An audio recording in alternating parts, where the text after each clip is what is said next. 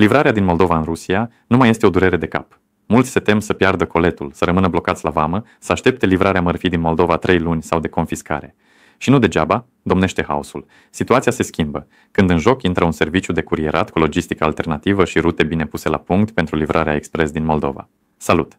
Eu sunt Alexei Antonov, fondatorul companiei internaționale de logistică Time Saving Machine. Hai să ne lămurim cum anume funcționează livrarea din Moldova în Rusia în anul 2025. După anul 2022, a comanda livrarea din Moldova în Rusia a devenit practic imposibil. Giganții internaționali ai curieratului, DHL, FedEx, UPS și TNT și-au închis activitatea pe direcția Rusia. Sancțiunile au pus sub lovitură milioane de oameni din ambele țări. Emigranți, rude care doresc să trimită un colet în Rusia din Moldova, antreprenori cărora le sunt necesare componente și echipamente, precum și cumpărători obișnuiți care caută mărfuri în magazinele din Moldova. Situația a fost agravată de restricțiile bancare. Cardurile rusești nu sunt acceptate în magazinele online din străinătate, iar transferurile sunt imposibile din cauza deconectării de la sistemul SWIFT. Oamenii au început să apeleze la transportatori privați, mulți dintre care nu oferă garanții, nu întocmesc documente, încalcă termenele sau chiar dispar cu marfa.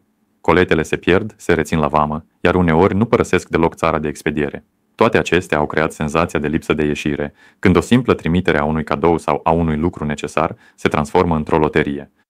Dacă pe scurt, departamentul de logistică al serviciului de curierat Time Saving Machine a făcut imposibilul posibil. Imaginează-ți, ție îți trebuie să trimiți un colet din Moldova în Rusia.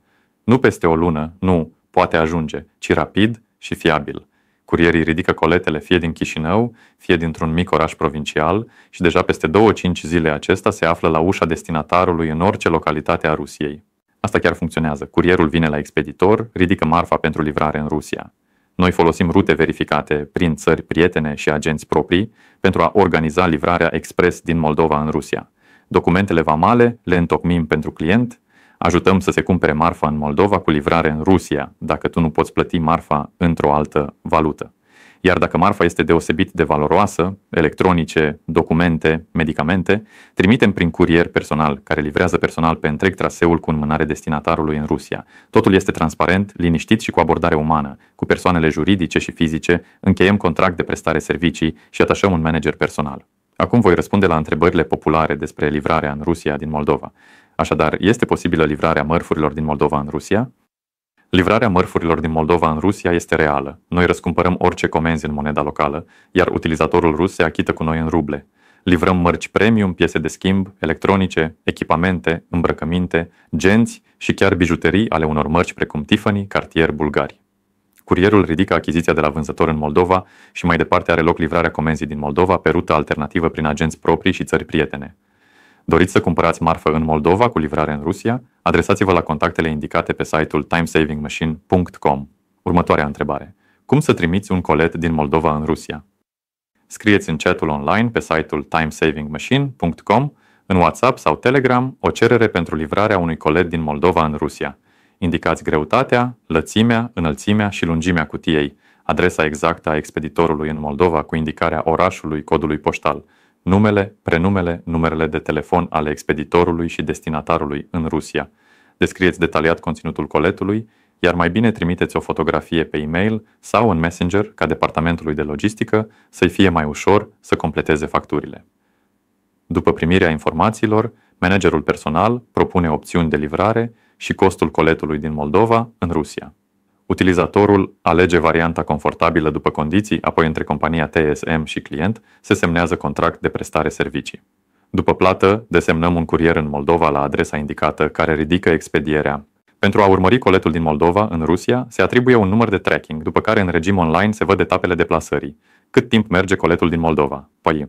Termenul de livrare în Rusia din Moldova depinde de complexitatea rutei. De regulă, livrarea între orașele mari, Chișinău și Moscova, are loc mai repede decât din orașele provinciale. Cu cât aeroporturile sunt mai aproape, cu atât livrarea este mai rapidă. La TSM, livrarea expres în Rusia din Moldova durează de la 1 la 5 zile lucrătoare. Dacă alegeți varianta economică de livrare a coletului în Rusia, atunci socotiți că termenul de livrare din Moldova va dura 8-15 zile lucrătoare. La orice tarif, livrarea se efectuează de către curier personal în mâinile destinatarului în Rusia, în orice localitate. Care este costul coletului din Moldova în Rusia? Prețul livrării din Moldova în Rusia depinde. Primul de dimensiuni și greutate. Cu cât este mai greu sau mai voluminos expediatul, cu atât este mai mare costul livrării internaționale. Al doilea, de distanța dintre expeditor și destinatar, cu cât localitatea este mai departe de aeroporturi, cu atât logistica este mai scumpă. Al treilea, de conținut și de tarif. De exemplu, în Colet nu se pot sau este periculos să se trimită bijuterii. De aceea, pentru livrarea sigură a mărfii din Moldova, va fi necesar serviciul de curier personal. Pentru transportarea tablourilor și sculpturilor va fi necesară colectarea de certificate și autorizații, iar aceasta înseamnă cheltuieli suplimentare. Pentru a calcula costul livrării în Rusia, adresați-vă la contactele indicate pe site-ul timesavingmachine.com. Este posibilă livrarea de mărfuri din Moldova în Rusia? Da, livrarea de mărfuri din Moldova în Rusia este posibilă și ea într-adevăr funcționează cu compania logistică Time Saving Machine. Noi organizăm transportarea mărfurilor din Moldova în Rusia cu însoțire completă, ridicăm de la expeditor la adresa indicată în cerere, ambalăm conform standardelor internaționale în lăzi de placaj, la necesitate întărim cu cadru din lemn. Pe ambalaj aplicăm marcajul. Departamentul de logistică adună documentele însoțitoare și permisive pentru trecerea rapidă a controlului vamal. Managerul personal urmărește etapele livrării mărfii din Moldova. Este comod și sigur, mai ales în condițiile restricțiilor în vigoare. Noi livrăm orice mărfuri din Moldova, organizăm atât mutări private, cât și livrarea de echipamente, mostre și mărfuri pentru persoane juridice. Transportarea mărfurilor din Moldova în Rusia se efectuează pe rute alternative prin țări prietene cu participarea agenților noștri verificați în timp. Serviciile cargo din Moldova în Rusia le prestăm după semnarea contractului. Curierul ridică marfa de la expeditor în Moldova, iar mai departe, livrarea se efectuează de la ușă la ușă pe ruta Moldova-Rusia în orice localitate. Doriți să comandați livrarea mărfurilor din Moldova în Rusia? Adresați-vă la contactele indicate pe site-ul timesavingmachine.ru. Organizăm transportarea la cheie. Cum să comandați livrarea medicamentelor din Moldova? Pentru a cumpăra medicamente în Moldova cu livrare în Rusia, luați legătura cu noi prin site-ul timesavingmachine.com. Noi vom ajuta să se cumpere medicamente la farmacie, vom întocmi documentele pentru trecerea vămii și vom livra în 2-5 zile în Rusia cu respectarea regimului de temperatură. Pentru livrarea medicamentelor din Moldova va fi necesară rețeta medicului, care confirmă necesitatea preparatului, copia pașaportului destinatarului. Medicamentul trebuie să nu fie interzis pentru import în Rusia. Acordați atenție ambalajului original și termenului de valabilitate.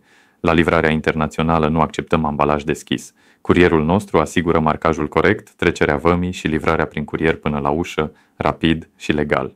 Dacă pentru voi sunt importante soluțiile verificate de livrare din Moldova în Rusia, rutele rapide și răspunsuri sincere despre logistică, abonați-vă la canal.